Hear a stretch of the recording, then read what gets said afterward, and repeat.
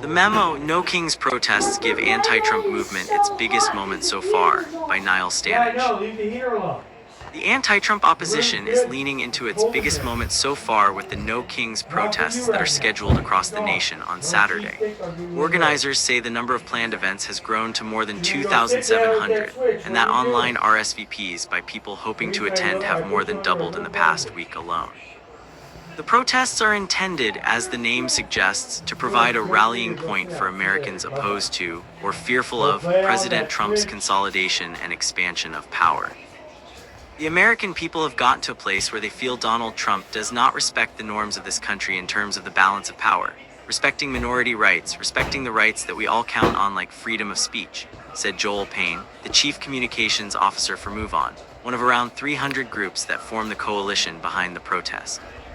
There is a need to assert that in America we have no kings, not now, not ever, Payne added. The last time the No Kings movement put together a similar day of action, around 5 million people are estimated to have shown up.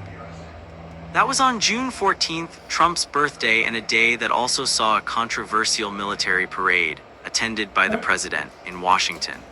Organizers appear quietly confident that they can exceed the 5 million number this time around.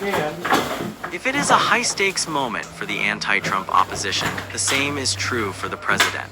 If the protests draw massive crowds and proceed in an orderly way, it will be a rebuke to Trump's bedrock contention that he is attuned to the desires of the American people. For a president whose political brand is built on the perception of strength and dominance, a major show of public defiance poses danger. If, on the other hand, No Kings sees underwhelming turnout, it would strengthen Trump's political hand. The same is true if there is significant disorder, which would turn off voters in the center ground and buttress Trump's suggestion that radicals are the animating force behind the protests. In recent weeks, Trump, his administration, and his allies in the GOP have been casting the No Kings protests specifically, as well as much of his opposition generally, as anti-American, radical, and potentially subversive.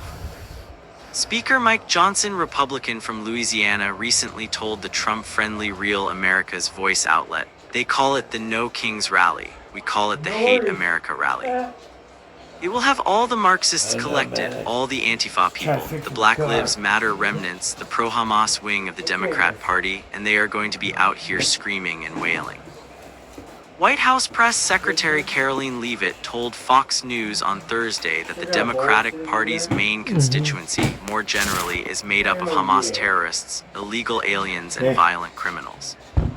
That is who the Democrat Party is catering to. That kind of alarmist hyperbole sharpens liberal fears that a government crackdown could be on the horizon. Meanwhile, two recent reports from the Wall Street Journal and Reuters have indicated that the administration is readying plans to make it easier to undercut the funding of liberal organizations.